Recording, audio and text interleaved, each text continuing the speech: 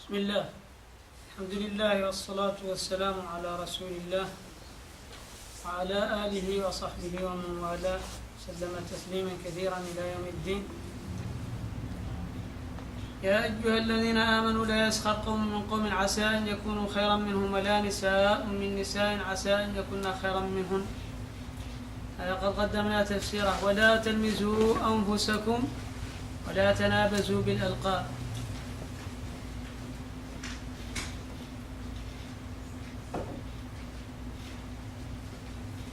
لا تعيبوا أنفسكم. في هذه الآية تفسيران: لا تعيبوا فتعابوا، أو لا يعب بعضكم بعضا. لا تعيبوا فتعابوا، لأن من عاب أدى لنفسه العيب، أنه سيرد عليه بالعيب، هذا تفسيره. وفيه لا تعيبوا بعضكم، ذلك تفسير آخر. عبر تعالى بقوله أنفسكم إشارة إلى أن المؤمنين كنفس واحدة، ما قال لا تلمزوا أنفسكم، ما قال لا تلمزوا بعضكم، لا تلمزوا أنفسكم، يعني لا يعب بعضكم بعضا. فالمؤمنون كلهم كنفس واحدة، وهذا يشير إليه الحديث الصحيح: ترى المؤمنين في توادهم وتراحمهم كالجسد الواحد إذا اشتكى منه عضو تداعى له سائر الجسد بالسهر والحمى. وكما بالحديث الآخر: المؤمن للمؤمن كالبنيان يشد بعضه بعضا. المؤمنون كلهم وإن تناءت بلادهم أو تناءت أصولهم فهم نفس واحدة تتألم مما يتألم منه بعضها. هذا هو الإيمان الكامل. وإلى ذلك يشير الحديث الصحيح: لا يؤمن أحدكم حتى يحب لأخيه ما يحب لنفسه.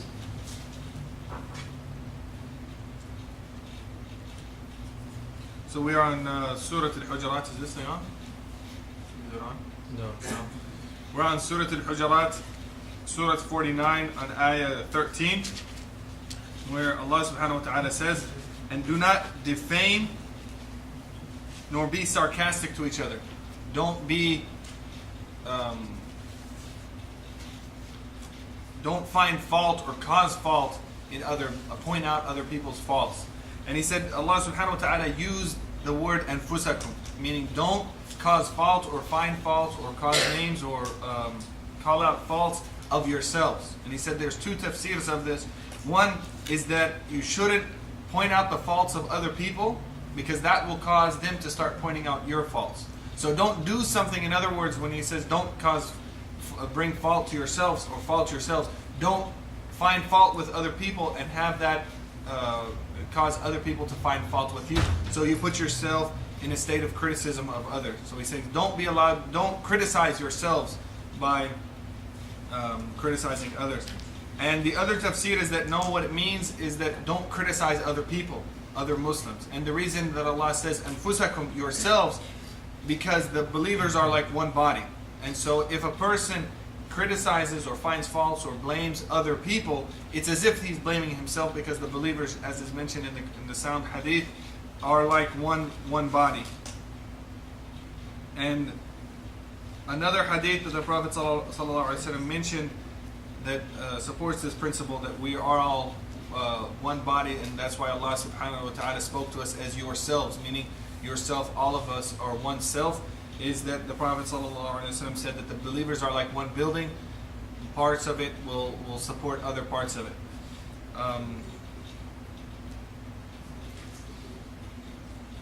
المؤمنون كالجسد الواحد إذا اشتكى منه عضو تداعى له سائر الجسد بالسهر والحمى. ولذا قال الرسول صلى الله عليه وسلم: لا يؤمن أحدكم حتى يحب لأخيه ما يحب لنفسه. لأن حقيقة المحبة للأخ هي محبة للنفس. هذا كله يجمعه قوله تعالى: ولا تلمزوا أنفسكم ولا تنابزوا بالألقاب. وفي الحديث الآخر: لا تناجشوا ولا تباغضوا ولا تدابروا وكونوا عباد الله إخوانا. المسلم أخو المسلم لا يظلمه ولا يخذله ولا يحقره وفي خاتمة الحديث بحسب امرئ من الشر أن يحقر أخاه المسلم، يعني كافيه من الشر في الغاية القصوى من الشر أن يحقر أخاه المسلم، هذه هي الغاية القصوى.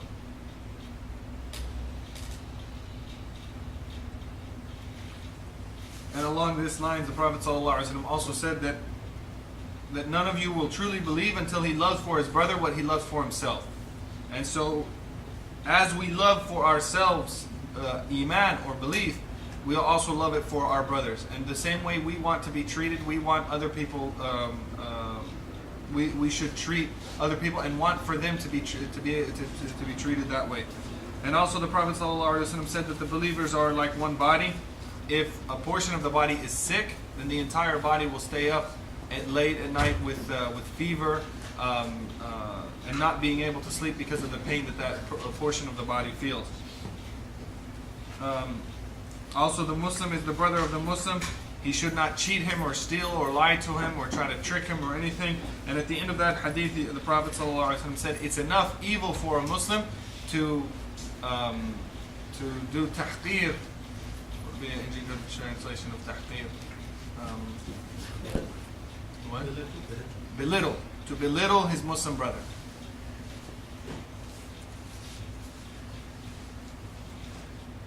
لا تلمزوا أنفسكم ولا تنابزوا بالألقاب لا ينادي بعضكم بعضا بلقب لا يحبه.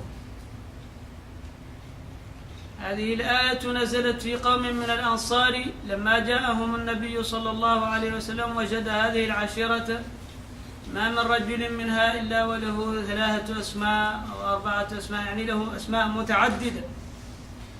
صار النبي صلى الله عليه وسلم عندما يسمع اسمه يقول يا فلان، فيقول له الرجل بجنبه مهما يا رسول الله صلى الله عليه وسلم مكفوف، ذلك الاسم يكرهه.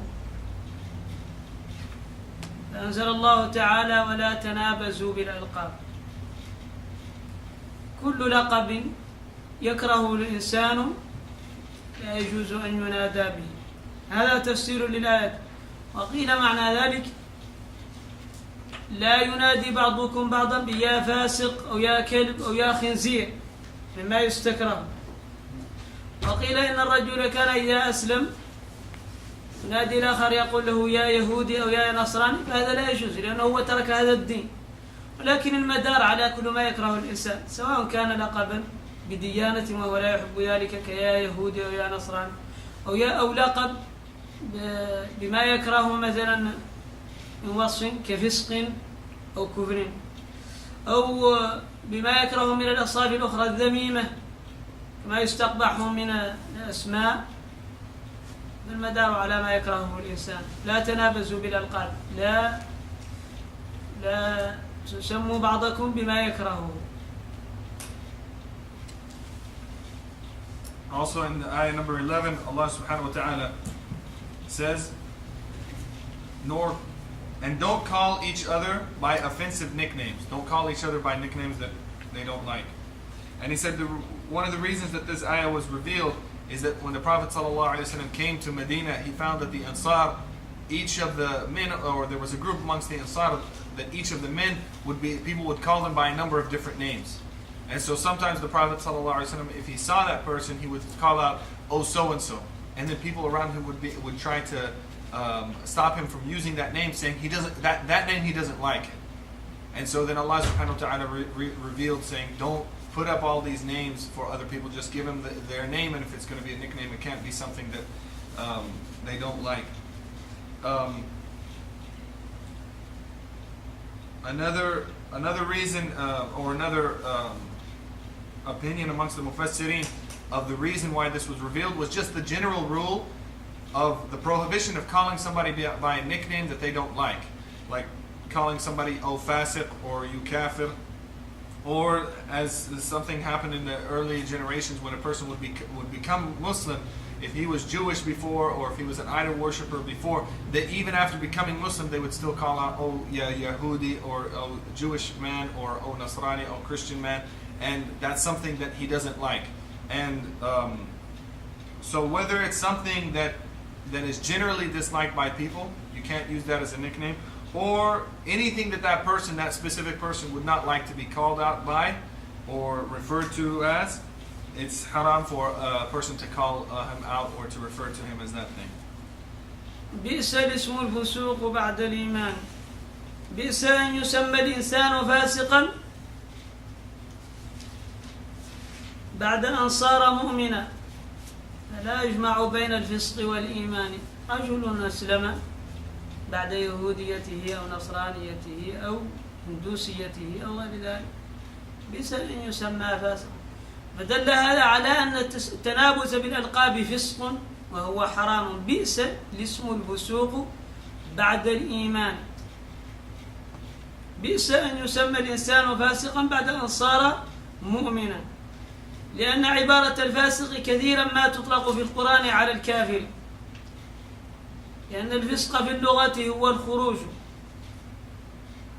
ولذا يقال فسقت التمرة النواة، معناها خرجتها مثلا من غلافها.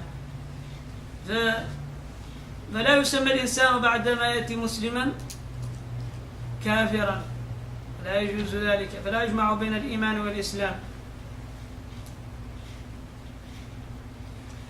And so this reason, or this thing that some of the people did of calling people by fasiq or kafir after they became Muslim, Allah says don't call people by nicknames that they don't like, by offensive nicknames.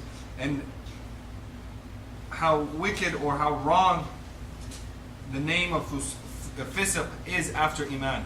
Because in the Quran you find fisq, which is deviance, which sometimes is referred to a Muslim that might be deviant, but it also refers to deviance in the creed, in the iman. So a fasiq could also be a kafir. Sometimes Allah subhanahu wa ta'ala in the Quran, when He's referring to the kuffar, He refers to them as fusaq, or refers to them in the tense of using the word like a fasiq, and also what their kufr is referred to as fisq. So Allah here is saying how wretched is the name of fisq after iman. So after this person became Muslim and came into iman, how wretched is it that you call him a fasiq after he became a mu'min? You can't join between both having a mu'min and a fasiq at the same time.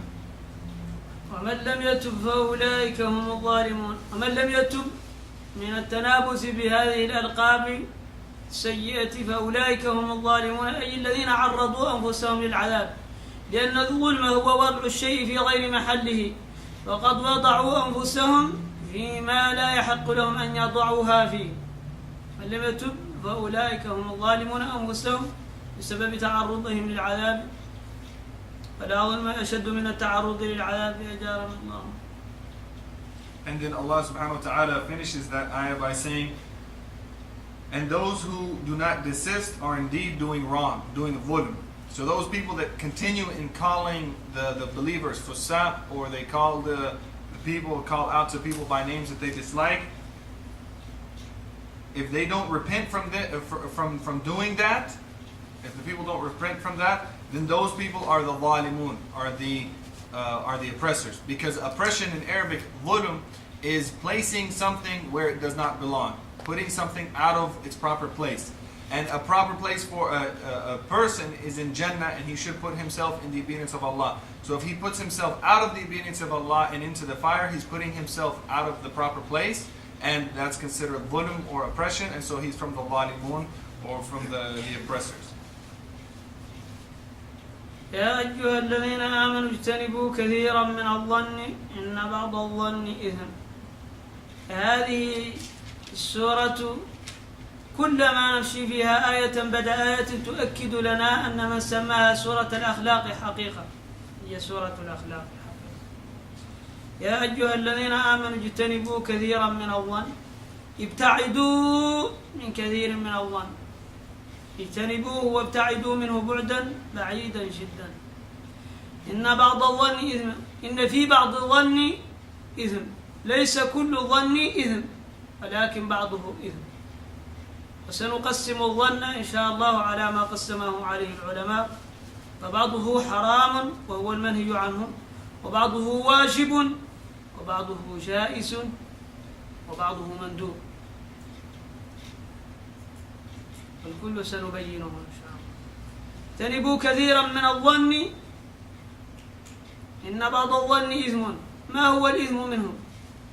أن تظن بأخيك السوء وما زال هناك احتمال لغيره وليست عليه أمارات تقتضي ذلك، أو تظن بالله تعالى سوءا، هذا حرام.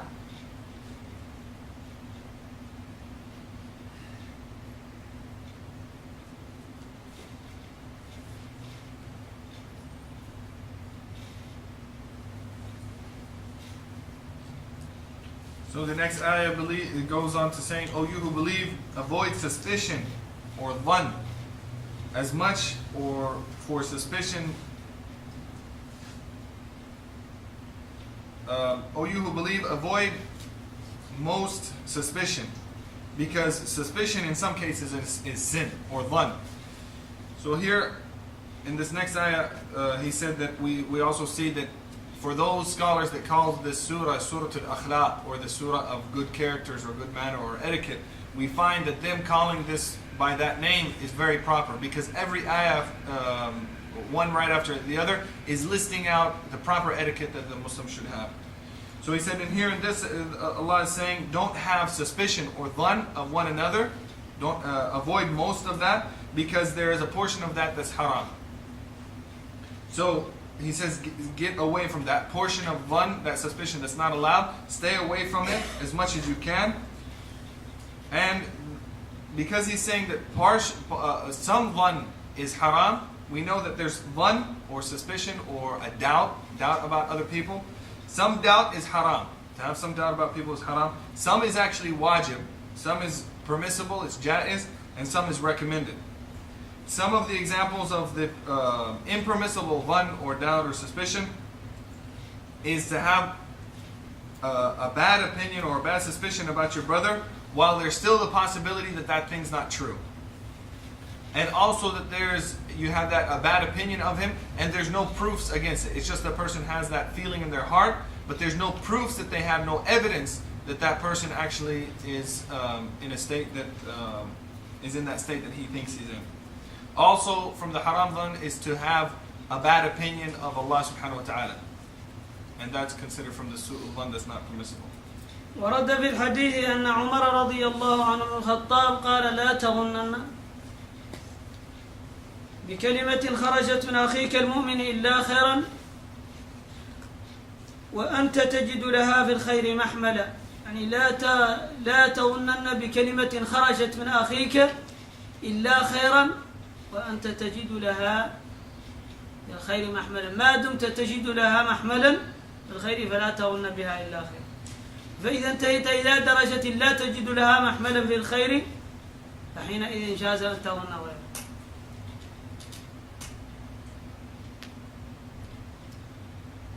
الظن على 4 أقسام كما قلنا. ظن حرام وهو ظن بمن ظاهره الصلاح، ظن بعض منه لا يباح كالسوء بمن ظاهره الصلاح.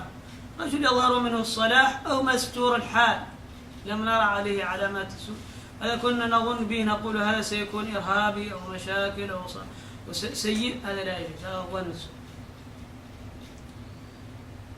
فيه ظن واجب وهو العمل بالأحاديث، الأحاديث الآحاد لم تبلغ حد القطع ولكنها مظنونة الصدق، رواها بعض عن بعض لم يبلغ التواتر، فهذه مظنونة وواجب العمل بها بغير العقائد. أولا المندوب حسن الظن بالله تعالى أن سيأتيك الخير، فعقدك القلب على جميل يأتيك حسن الظن بالجميل، هذا رأس الخير كله، أن تظن الخير بالله تعالى أن سيأتيك منه الخير. يبقى الظن المباح من ظاهره السوء، لو ظننا به سوءا هذا لا حرج به،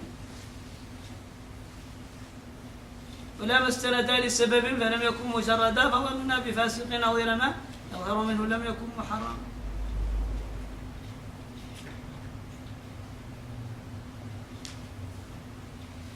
So as he mentioned that the 4 categories of dhann, he said the first one about not having a bad opinion of your brother, he said Umar radiallahu anhu said that if somebody says something to you, that you should have a good opinion of what he said as long as you can find some explanation, even if it's just with a really improbable explanation of that statement, as long as you can find a good explanation for what he said or what he did, then give him the benefit of the doubt. Give him or her the benefit of the doubt. If you scour all of the possibilities and you say no, what he just said, there's not a single possibility that it could have meant good. He only intended bad by that. Then you can have a bad opinion of that. But before that, Umar radiallahu anhu said, make sure you try everything to see if you can find a good explanation for what he or she has said, and have a good opinion of your brother or sister. So the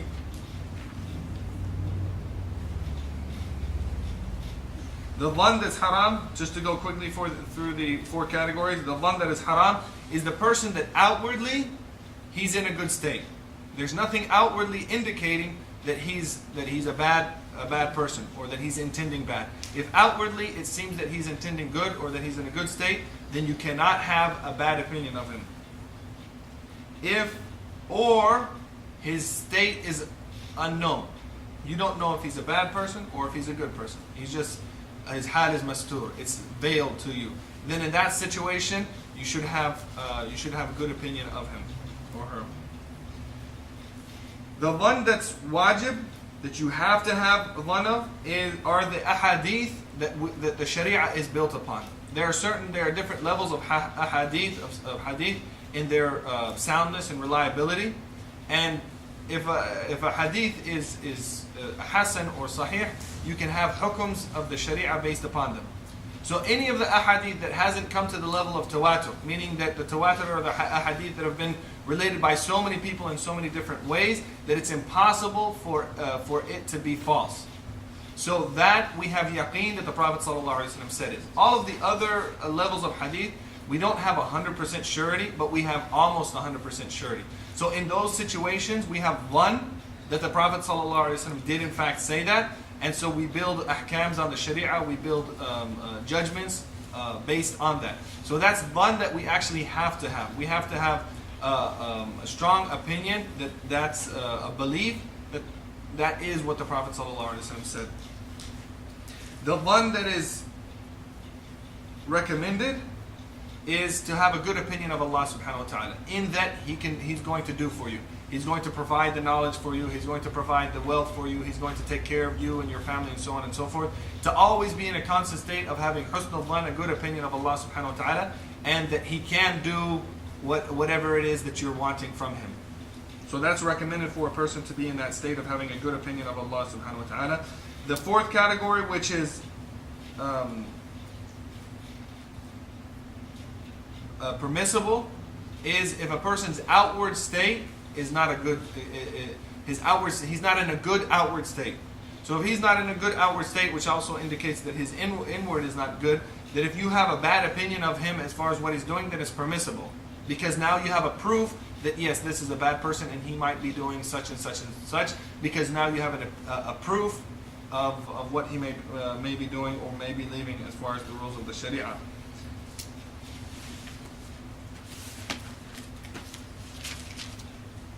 لكن السلامة لا يعدلها شيء، فالابتعاد من الناس وعدم تتبع عوراتهم أحسن. ولو وجدت أحدا في غاية فسق فابتعد منه إذا لم يبتليك الله بالقضاء أو بمعاملات الناس فالأحسن الابتعاد. لا تظن السوء بأي أحد وابتعد من ذلك ما لم تجرك لذلك ضرورة. فإذا جرتك لذلك ضرورة فاعمل بقدر الحاجة، وللضرورات أحكام. بالنسبة للقضاة الذين يبنون الأحكام والعلماء الذين ترجع إليهم الفتيا لتفسيق الناس أو تجريحهم. أما عامة الناس فالأحسن له الابتعاد من عورات المسلمين، لأن عوراتهم سم، وتتبع عورة أخيه تتبع الله عورته حتى يفضحه ولو في جوف بيته. فليس المراد أن الإنسان يظن بهذا السوء فقط استحلاء حلاوة فقط، لا، بل لأجل أن يرتب على ذلك حكما، كمثل قاض يحكم بذلك أو عالم يريد أن يشرح بذلك. أما سائر الناس فلا حاجة لهم بذلك. تتبع عورات المسلمين حرام على العموم.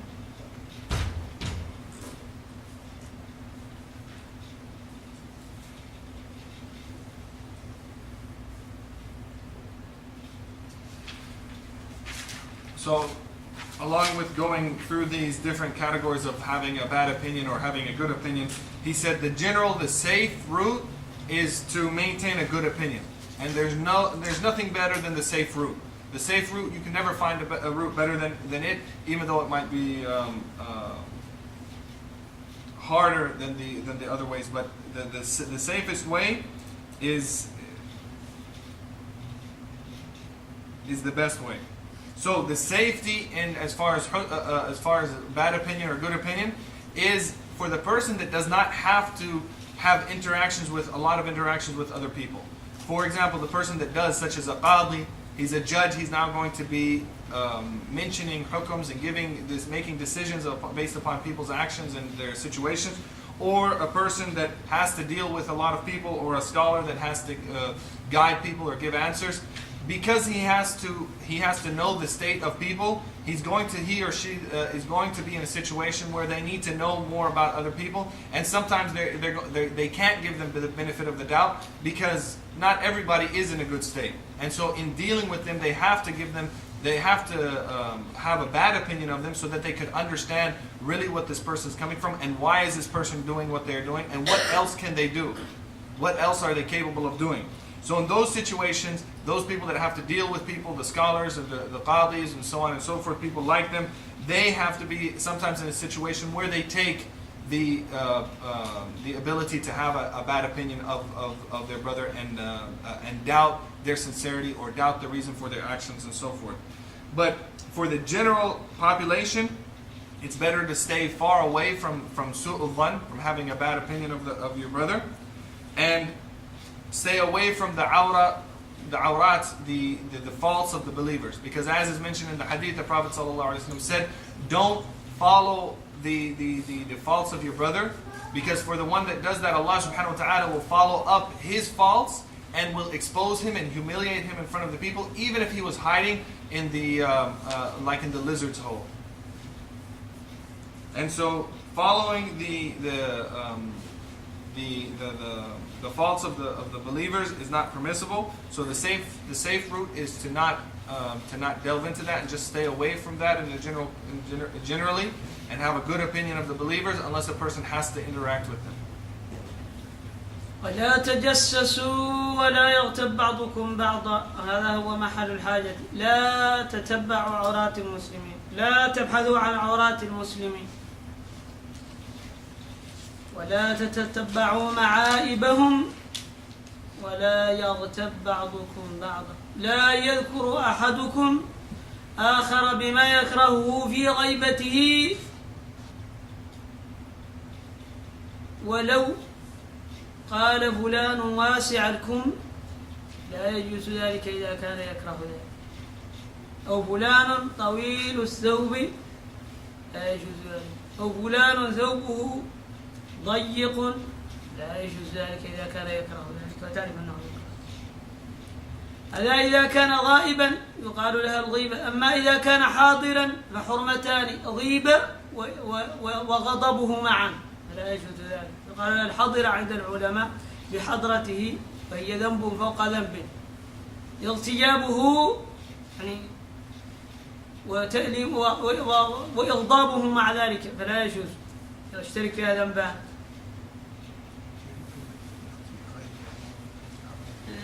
يعني الحاضرة معناها تألمه، وكذلك يسخر به الآخرين يسمعه ويكون صار به معنى الغيبة والإيذاء.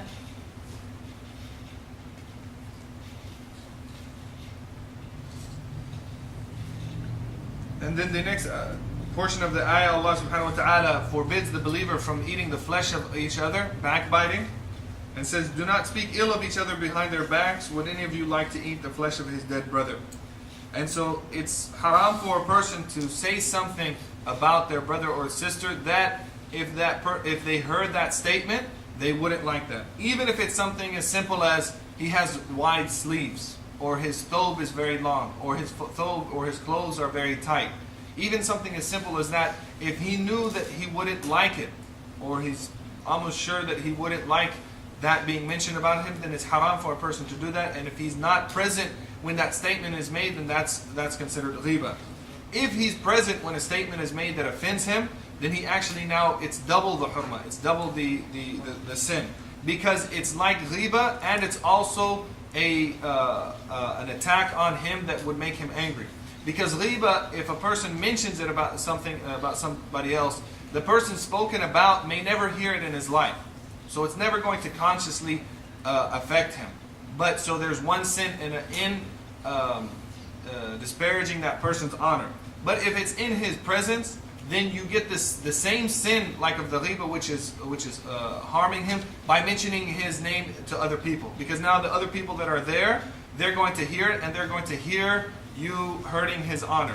And then the second thing is actually hurting the person's feelings that you're speaking about. So there's the two harms. There's the harm of ghiba, which is harming him in his harming him to by mentioning him to other people in an improper way, and then harming him himself because now he actually hears it. أيحب أحدكم أن يأكل لحم أخيه ميتا فكرهتم أيحب أحدكم أن يأكل لحم أخيه ميتا فكرهتم. عبر الله تعالى عن الغيبة تعبيرا في غاية الحسن. قال أيحب أحدكم أن يأكل لحم أخيه ميتا، فلا يحب أحد مطلقا أن يأكل لحم الإنسان مطلقا، هذه من عادة الإنسان. ولكن جاء بتحذير آخر فقال أخوه، وبعد ذلك قال ميتا.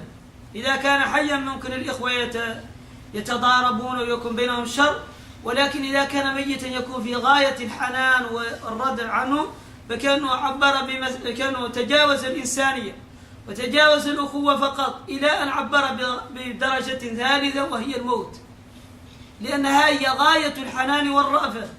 فقال أيحب أحدكم أن يأكل لحم أخيه ميتا فكرهتموه، فإذا عرض عليكم هذا فكرهتموه فكرهوا أن تغتابوه في غيبته فهو ميت غير حاضر. And Allah subhanahu wa ta'ala says about ghiba, would any of you like to eat the flesh of his dead brother? No, you would abhor it, you would hate it. So fear Allah, for Allah is oft returning and oft forgiving and oft merciful.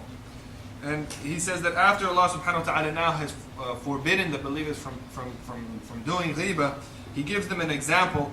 Would you like to eat the flesh of your dead brother? And he said the human being naturally would not like to eat the flesh of another human being. And especially after death, because during life, while two people are facing off, if they're opponents, they might, or adversaries, they might, they still have that hate for each other, and they could fight, and they might hit each other and harm each other. But usually, even after one person dies, that human nature will take over, and they will feel compassion for that dead person. And so Allah is giving an added example by saying, not only eat the flesh of your brother, which nobody would like to do, but now he's dead, because that's a state where usually the person has even more compassion for him, even for his enemy. So he said, since they wouldn't, and Allah knows that the human beings don't want to do that. So he says, you hate that. You hate the fact that you would do that. So then so stay away from the ghiba, because now you're doing that thing to your brother in his absence, where he can't fight back, just like the dead person can't fight back. فاتقوا الله إن الله تواب رحيم.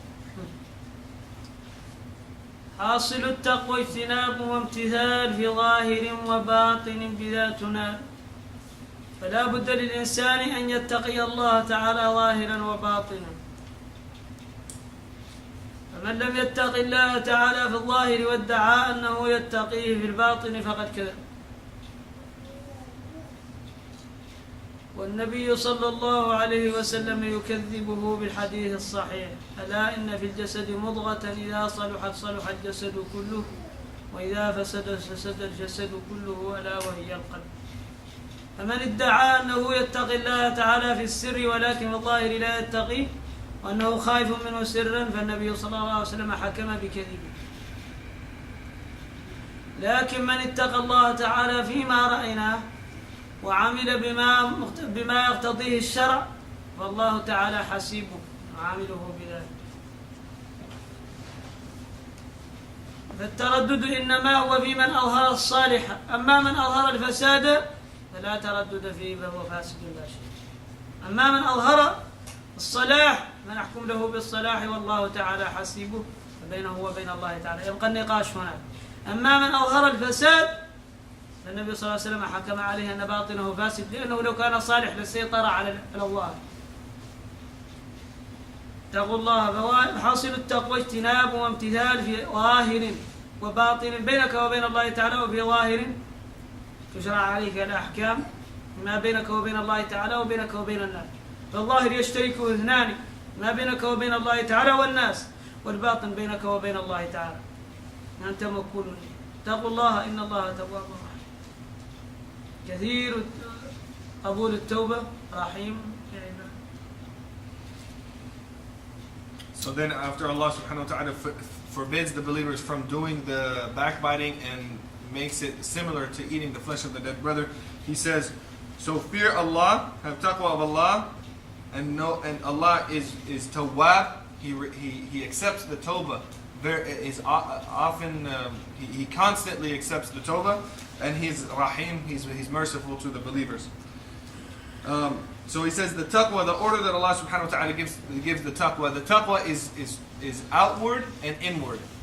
And it's following the commands and avoiding the prohibitions. So it's 4 categories. It's outward following of the commands and inward following of the commands. Outward, staying away from the prohibitions, and inwardly staying away from the prohibitions.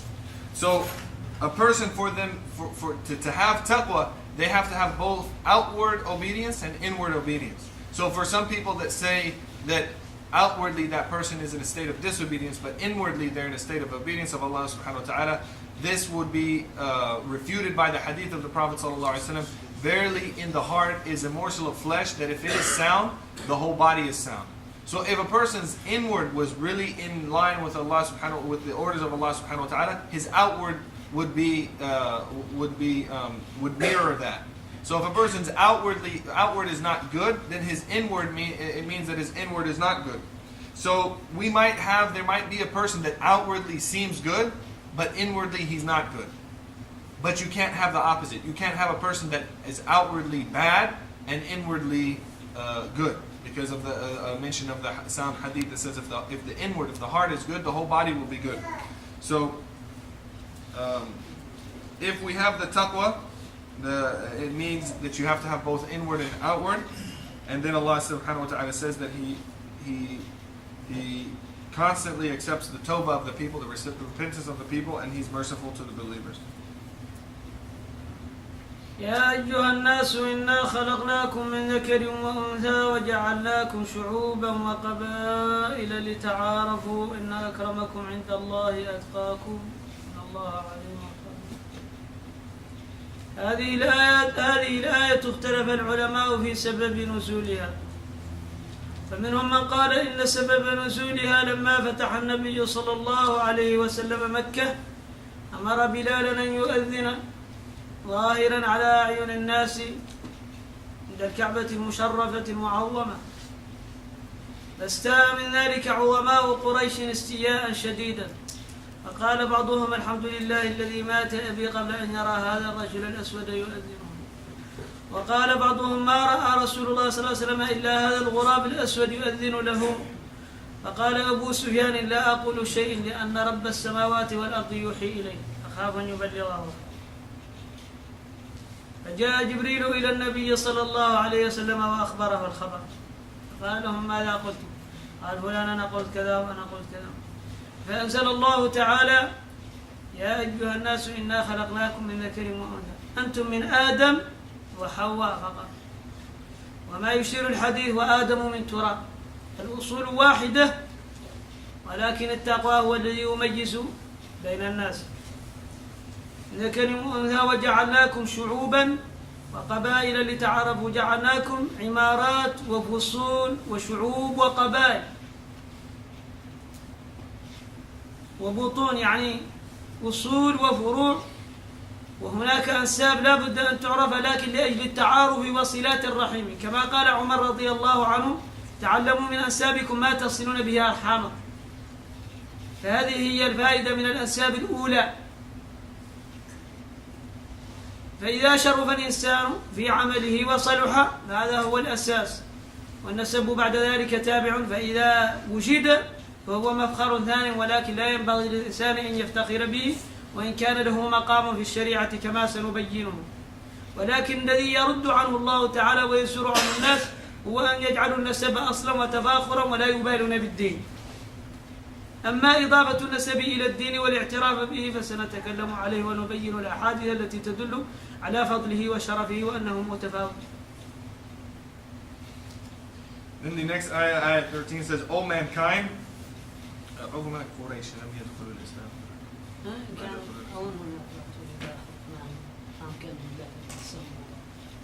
O mankind, we created you from a single pair of a male and a female, and made you into nations and tribes that you may know each other.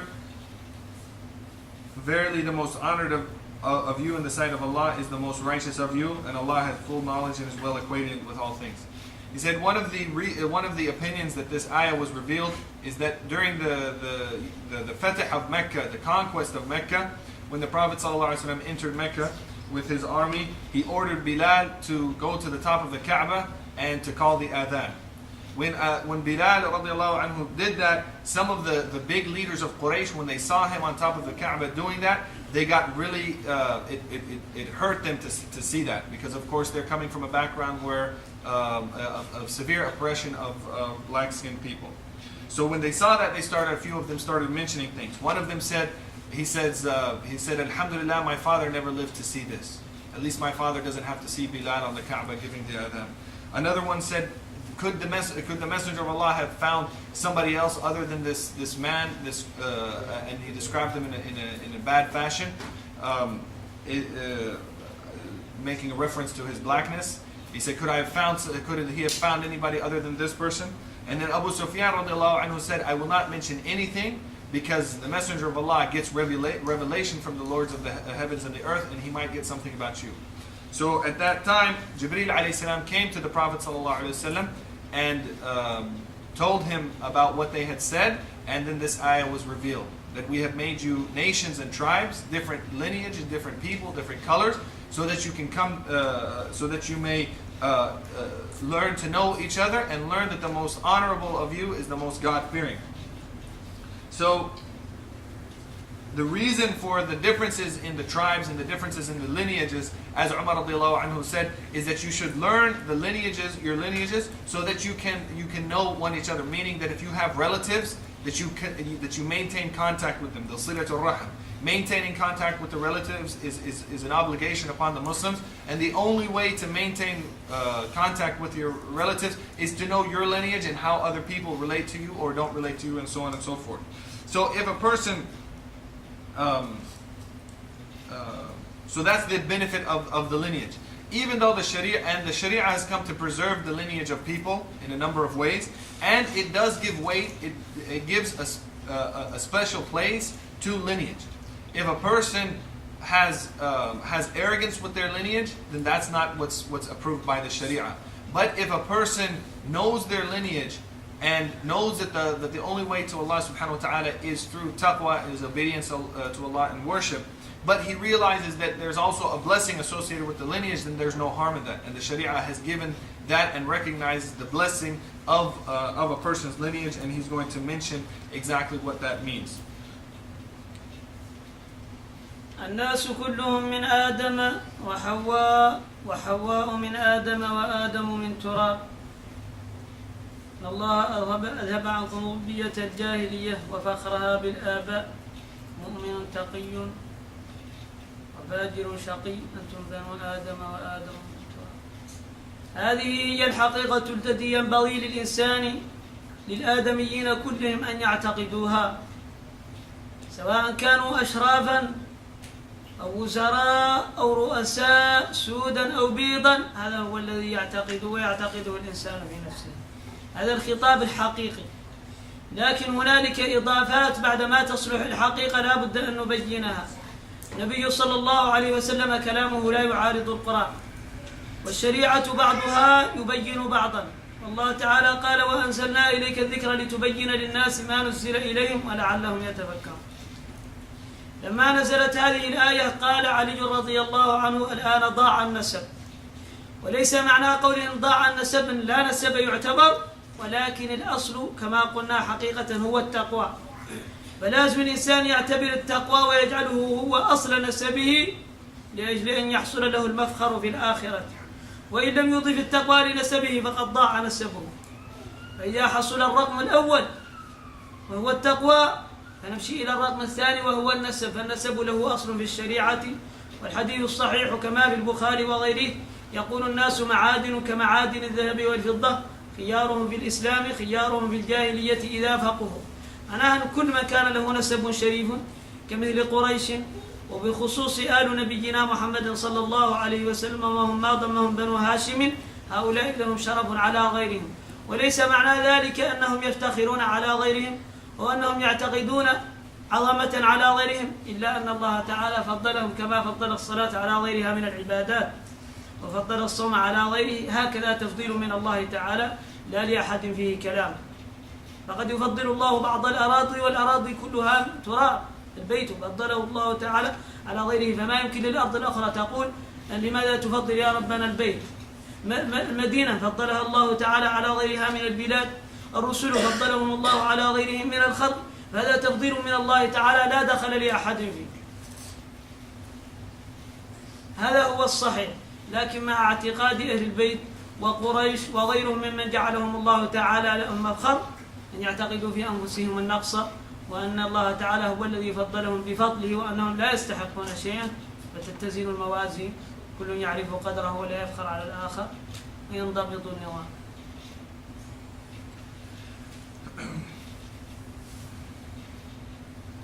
So he said, in regards to lineage, and how we look at it, or how the Sharia presents it to be looked at, he said that the Prophet ﷺ reminded people that they cannot have any boasting about their lineage, because we are all from Adam and Hawa, Adam and Eve was created from Adam, alayhi salam, and Adam is from dirt.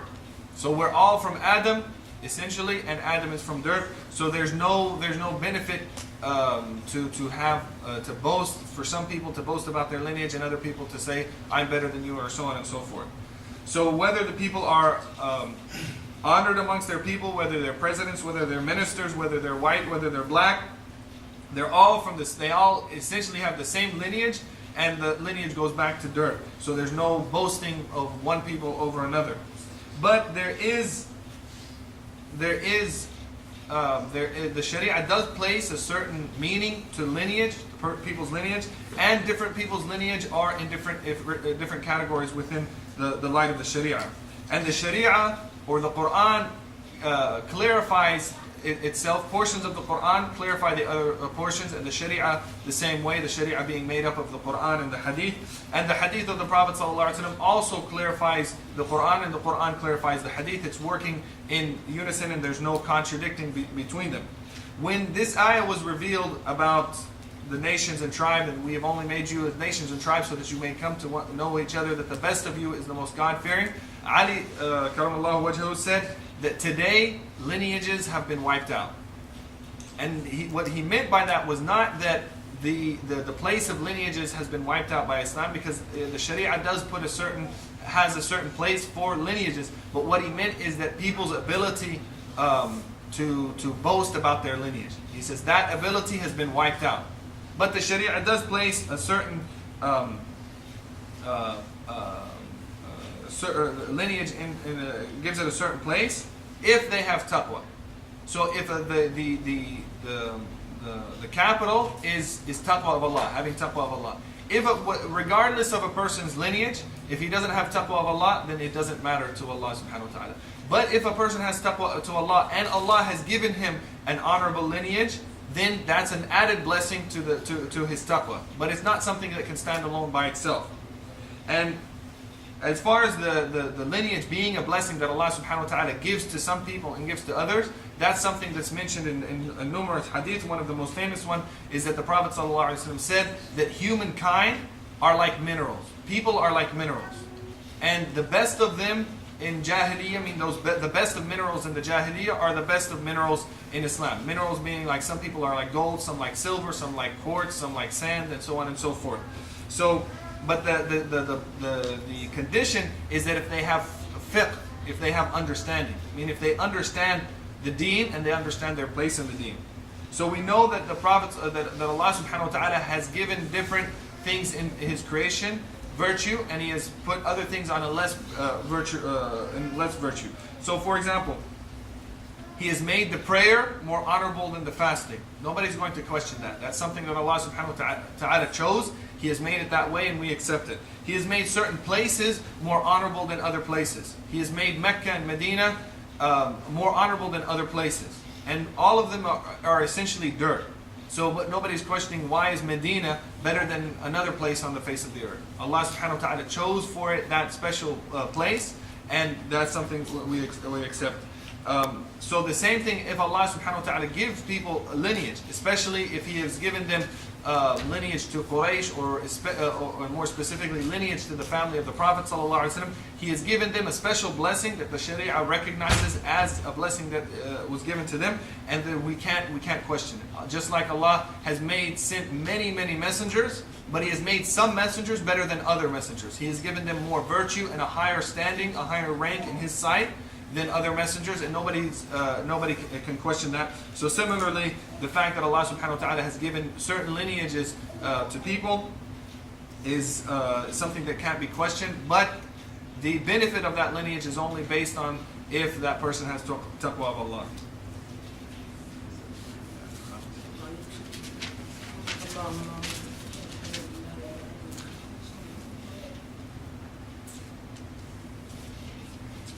آل النبي صلى الله عليه وسلم لهم حرمة عظيمة، ويجب على المسلمين أن يعظموهم ويوقروهم ويحترموهم احتراما لنبينا محمد صلى الله عليه وسلم.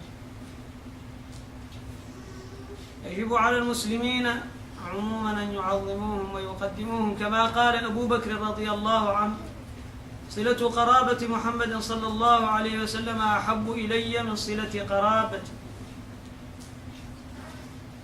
الواجب على المسلمين أن يقدموهم ويعظموهم ولو على أنفسهم، كما يقدم النبي صلى الله عليه وسلم على أنفسهم، لأنهم جزء منه ويؤذيهم ما يؤذيه ويسره ما يسرهم، ومن سرهم فقد سر النبي صلى الله عليه وسلم، ومن احتقرهم فالويل كل الويل له.